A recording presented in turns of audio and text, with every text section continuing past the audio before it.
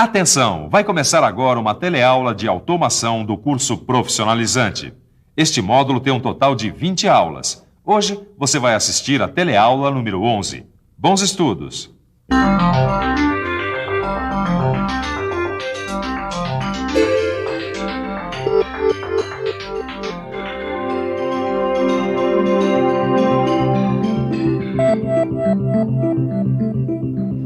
Hoje a gente vai falar de revolução, mas calma, não é esse tipo de revolução que você está pensando. Nessa revolução não tem armas, não tem tanques, não tem povo na rua, nada disso. A revolução que a gente vai falar hoje é feita de chips, bytes, telas, teclados e processadores. É a revolução da informática. E aí, companheiro, vamos à luta? A nossa teleaula de automação de hoje vai mostrar como foi a evolução dessa revolução. Quer dizer, como é que os computadores evoluíram tanto para a informática poder penetrar em quase todos os tipos de serviços. Hoje em dia, a gente tem acesso a uma quantidade estonteante de informação. E você sabe, o computador tem tudo a ver com isso, porque ele é um dos principais instrumentos da informação. Agora, você sabe como isso tudo aconteceu? Você sabe como essa revolução começou?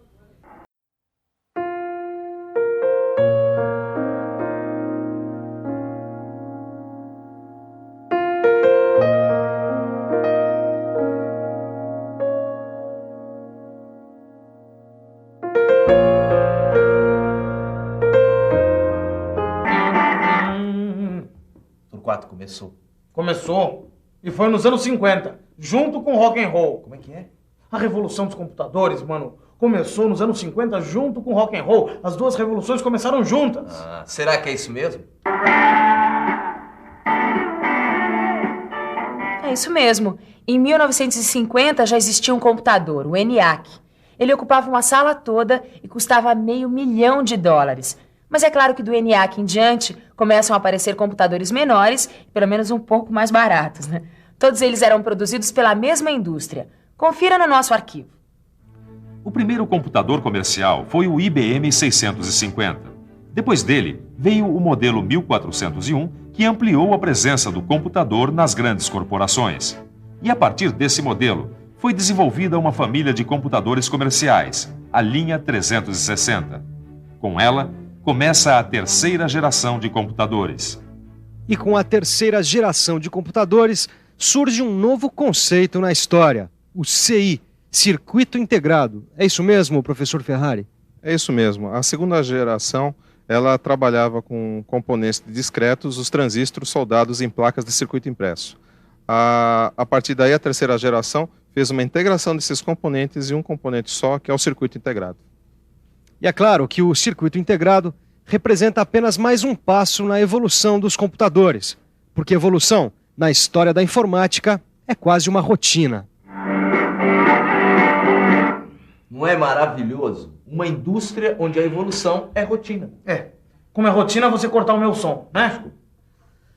Bem, o som ele estava vindo de uma placa de circuito impresso, como essa, tá? Que ela reproduz o som do CD. Agora, o CD a gente coloca aqui no drive do CD, tá vendo? Muito bem, mas a miniaturização do computador só aconteceu quando eles começaram a colocar tudo numa placa só.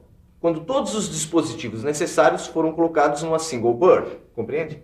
Single board, parece conversa de surfista, né? Mas não é não. Não.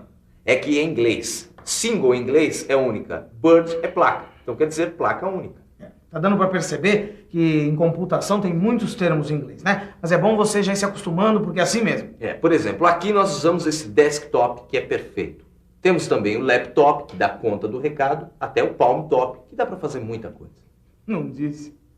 Desktop, laptop e palm top. Você vai conhecer cada um deles agora. Esse aqui é o desktop, que vai sobre as mesas nos escritórios. Conforme a capacidade, o processador do desktop pode ficar embaixo do monitor ou independente dele. Já esse outro aqui é o laptop. Ele é bem menor e tem o teclado e o monitor embutidos no mesmo corpo.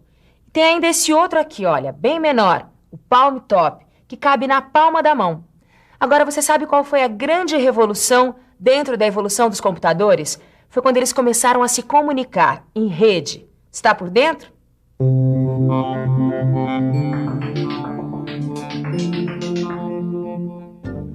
Através das redes, vários computadores podem acessar um mesmo banco de dados e podem se comunicar entre si.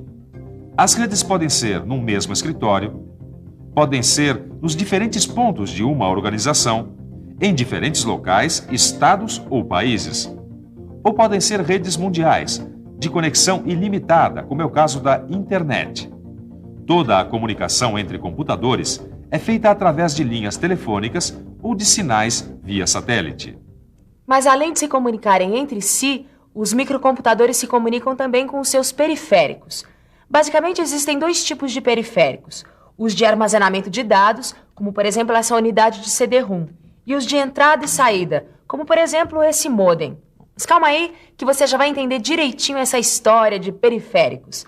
Vamos começar com os de armazenamento de dados. Os periféricos de armazenamento de dados são unidades de memória secundária. Para você ter uma ideia do que é uma unidade de memória secundária, você lembra dos cartões perfurados lá da pré-história do computador? Pois é, a combinação dos furos desses cartões é que armazenava a informação. Era um tipo de memória secundária que ficava à disposição do usuário do computador. Agora, é claro que o uso desses cartões era bem pouco prático, né? Por isso, mais tarde, eles foram substituídos por fitas magnéticas. Confira no arquivo. Com as fitas magnéticas, os programas e as informações ficavam armazenadas em sinais. Do mesmo jeito que a gente grava músicas em fita até hoje. Mais tarde, para deixar o armazenamento mais prático, foi desenvolvido o disco magnético. Conhece? Conhece isso aqui? Isso aqui é um disco magnético. Ele substitui a fita no armazenamento da informação. E dos programas também, né, mano? Certo. Agora, o importante é que para você localizar a informação aqui dentro ficou muito mais ágil. Você não precisa mais ficar rodando para procurar a informação, que nem em fitas cassetes, por exemplo. Porque, na verdade, a leitura do disco não é feita apenas por um, mas por vários cabeçotes, que nós chamamos de cabeças. É isso mesmo. Como vocês podem observar, o Torquato é uma cabeça. Obrigado. Mas você poderia rapidamente explicar quais são os tipos de discos magnéticos? Posso. Os discos magnéticos são classificados em dois grupos de acordo com a sua dimensão e a sua capacidade de armazenamento. Mas, mano, quais são esses grupos? Os grupos são os discos rígidos, como esse Winchester, e os discos flexíveis, como esse disquete. E eles são encontrados em várias versões. Você vai conferir agora como é que os discos rígidos e flexíveis variam em dimensão e capacidade. Quanto à dimensão, os discos flexíveis variam entre 5 1/4 de polegadas e 3 polegadas e meia. Já os discos rígidos podem ser do tipo full, que são maiores, ou do tipo slim, que são menores. Quanto à capacidade, os discos flexíveis de 5 1/4 são de 360 KB e 1,2 megabytes, enquanto os de 3,5 são de 720 KB, 1,44 megabytes e 100 megabytes. Já os discos rígidos podem variar de dezenas de megabytes a dezenas de gigabytes de capacidade.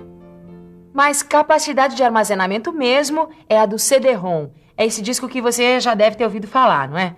O CD-ROM é um dispositivo de memória secundária que, além da maior capacidade, tem maior velocidade de resposta na disponibilização de programas e informações.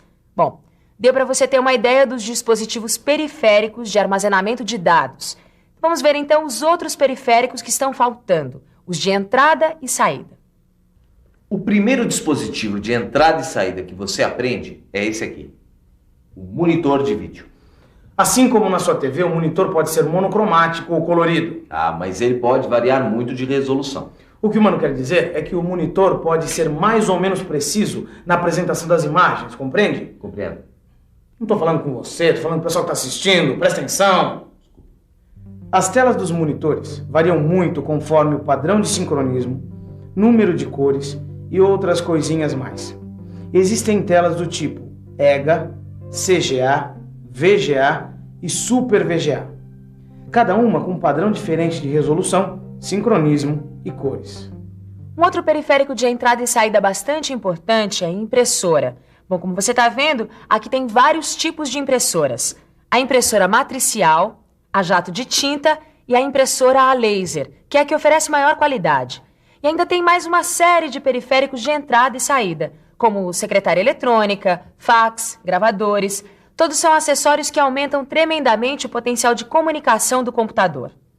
Nas indústrias e nas grandes empresas, o uso do microcomputador varia muito. Aqui nesse jornal, por exemplo, o micro de cada jornalista está ligado a um computador central, que a gente chama de servidor de rede. Quer saber como ele funciona?